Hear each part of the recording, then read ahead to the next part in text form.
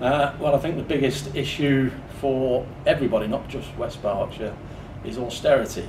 The fact that we have no money for the services we think we should provide as a society, let alone have no money for the things we desire as a society. And it's the whole reason I'm standing in this election, is to bring about awareness of the fact that we don't have to carry on the way we are. There's a strange system whereby government can only gain money to pay for services, either through taxation or, when the tax money's run out, borrowing money from the banks.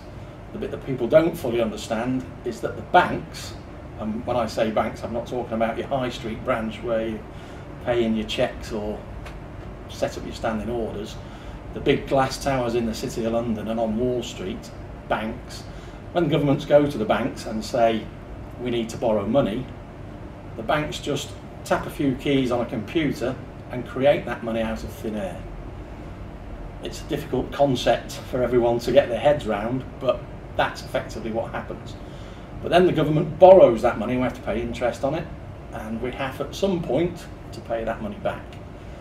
What I'm trying to bring about is a notion that we change who owns the money. The government own the money, and we can have money for our needs and desires.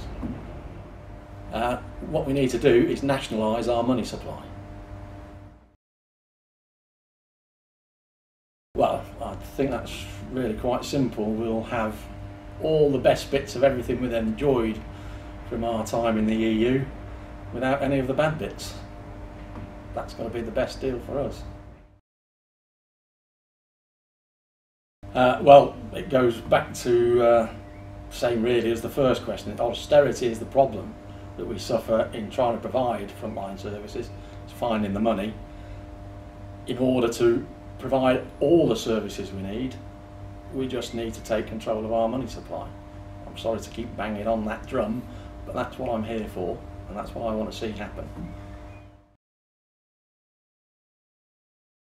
Well, I think I've already set my stall out on where I think the problem lies, and the NHS, I think, is that frontline service. It's probably the frontline service that we all depend on. And so the same again, we need to own our own money, pay through the health service, put the money into circulation, pay our nurses direct from government. There doesn't need to be a crisis in the NHS, and the same doesn't need to be a crisis in any of our frontline services. If we take control of the money, put the banks to one side, we have all we need.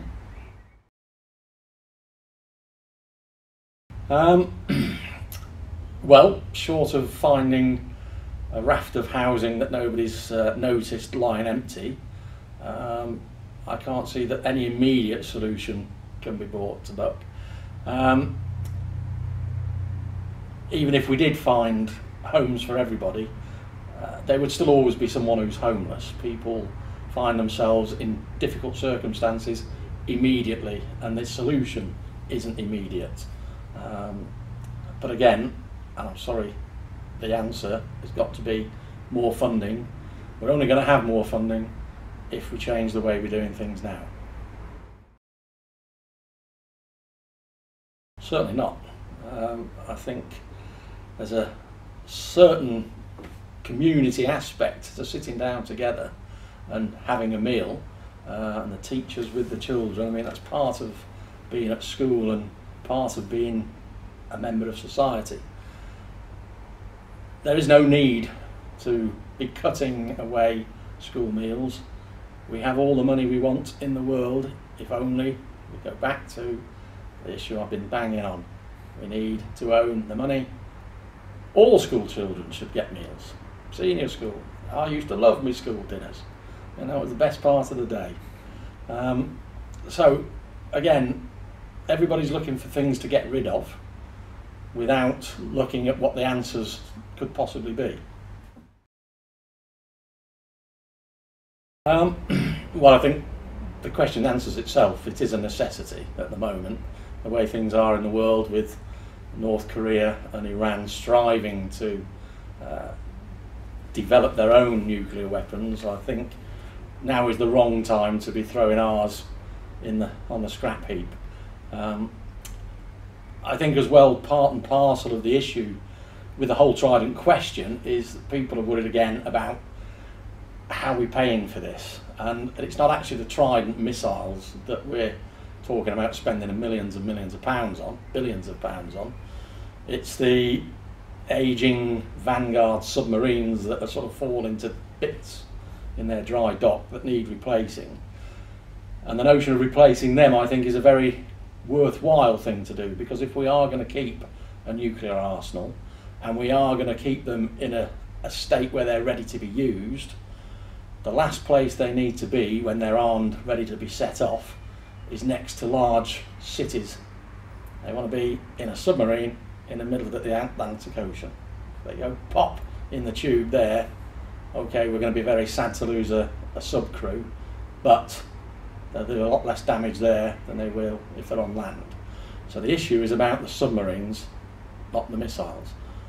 The ethics of, are they a good thing? I actually believe we have nuclear weapons not to stop other countries doing bad things to us, to stop our own governments doing silly things that will then escalate into a nuclear war. I think we have to go ahead with the Trident lease that we got. It's got another 15 odd years to run, so we're not going to sort of stop that overnight. I think if we're going to keep them, we should renew the subs. And we can do that if we take control of the money.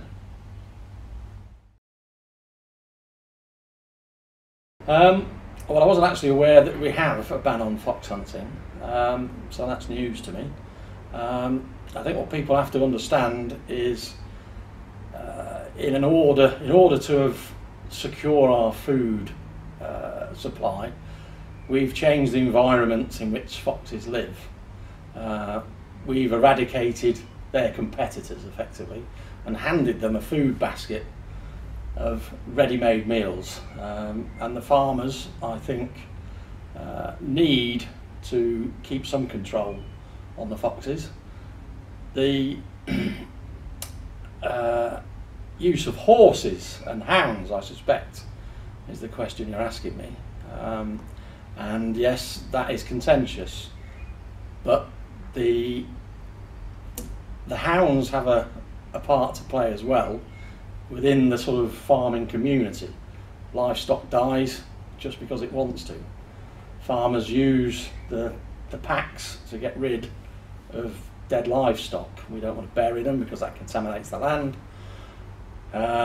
It's expensive if they have to be taken away and cremated. The hounds serve a purpose. I understand people's distaste of hounds catching foxes and the consequence of that, and yes, I don't think that should be allowed to come back. But there is a use for the hunting world and the hounds. You know, they are part of the ecosystem that we all depend on for our food stuff.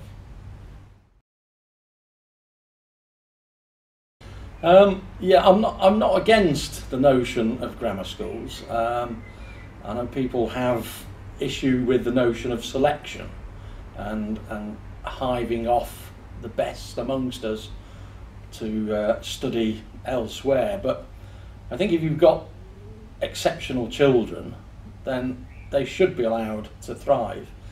If you've got somebody who's good at ballet, nobody complains about them going to a ballet school.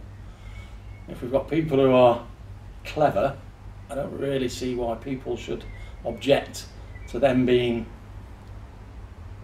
taken and challenged in their learning. What we need, if we're going to survive in this world, in a global world, is we need bright, clever, educated people to take the lead. And I don't really see that we should deprive them of the best education they can have.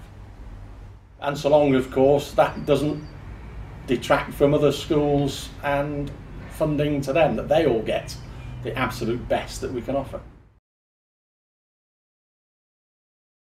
Yeah, a difficult one this, in that as part of my notion of monetary reform, I believe that people should be able to keep their liquid asset, their money.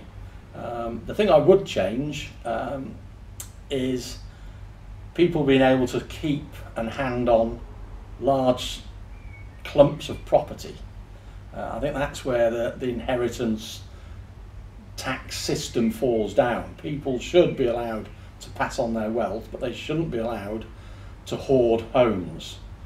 So we've got landlords who have enormous portfolios of property, who then just pass that on to their children, and we're all held at ransom to their needs.